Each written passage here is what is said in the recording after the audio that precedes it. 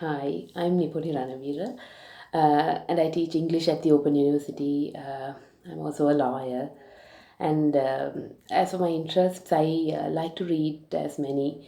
I like to read works of many genres and ranges, and among them, I particularly like Adrian Rich, Margaret Atwood, and Maya Angelou, among many others. And as for writing, I've been writing actually.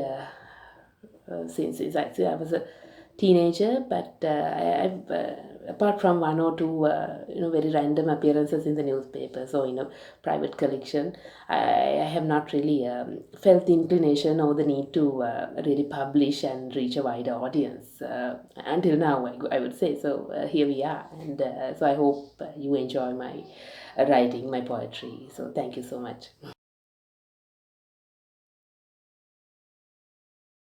Life skills. Back then at school, we had life skills. Every week we would be taught, the girls, handicrafts by a gentle, ladylike woman. They taught us macrame, well after it went out of style, how to unravel and tie up spools and spools of thread into fancy knots and whirls. You could hang it on your ceiling, just beneath the fan, or over your bed. Then there was the letterbox, made out of cardboard and wrapping paper, but not to hang outside, of course. The glue would dissolve in the rainwater, and the letters would all cry out in jets of blue ink. Speaking of ink, we made a minuscule brush out of old pens and human hair. It measured about 4 inches, and you could clean the ridges between tiles with it, or brush your mustache if you had one. The class was always there. You couldn't skip it, miss it, or play truant. Life skills. You will need them when you grow. And you'll thank me when you flaunt them to your cynical mothers-in-law. Queens. What bliss is it to alight from the husband's steel sedan, escape the drizzly Colombo noon, and enter the warm folds of my salon?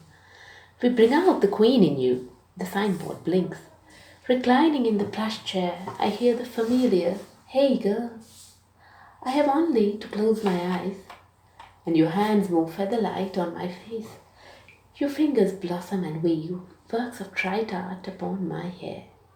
Gentle as a mother's hands, graceful as the dancer's dance, you hover over my brows. A whir of movement in the air.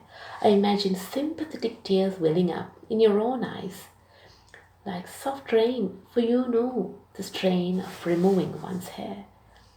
I've seen you made fun of at the takeaway down the road. The boys there laugh at your voice, imitate your gait, and shout orders in a screeching falsetto that is nothing like your own. I know they exaggerate. Lonely, I imagine you are. I've heard that management moved you here from the men's section. They say you embarrassed the guys and that there was unwanted attention, and Madam gave her sanction for the move. I imagine you feel safe though, as I do, when the machines hiss warm steam, and when the facials perfume the room, and when in joyful envy you beam at your own handiwork. When I finally take off the cloak, I imagine you feel at home with me as I do with you here at Queen's.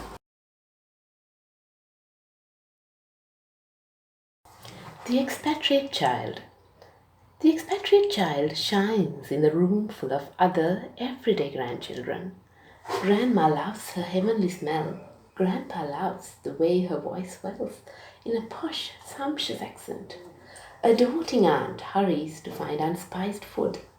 An uncle to do her bidding runs.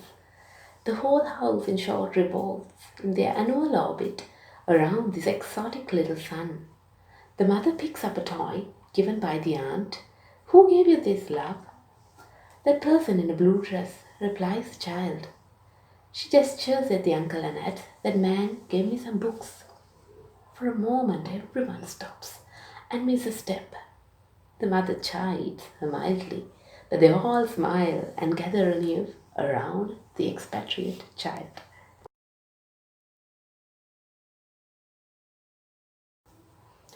The Never poem. A poem once came to me. I was pouring water on my infant's fragile head. I didn't want to lose count. So I let it slide down, down, and it lay there on the ground, quite dead.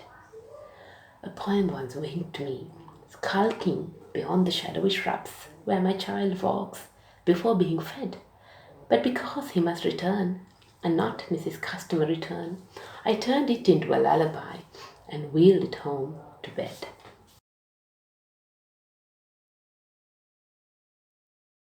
Hello, my name is Laura Batatota and I am a social researcher. And today I'm going to speak about a selection of poems written by Nipuni Ranaweera.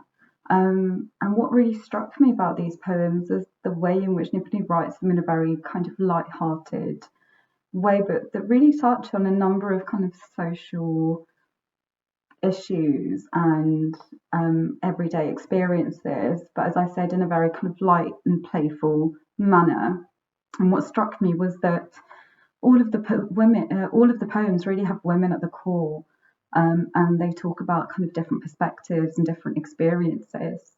For example, in Queens, we're presented with this kind of gender ambiguous figure that really leaves the reader kind of wanting to know more about them, about their struggles, about kind of the challenges that they face.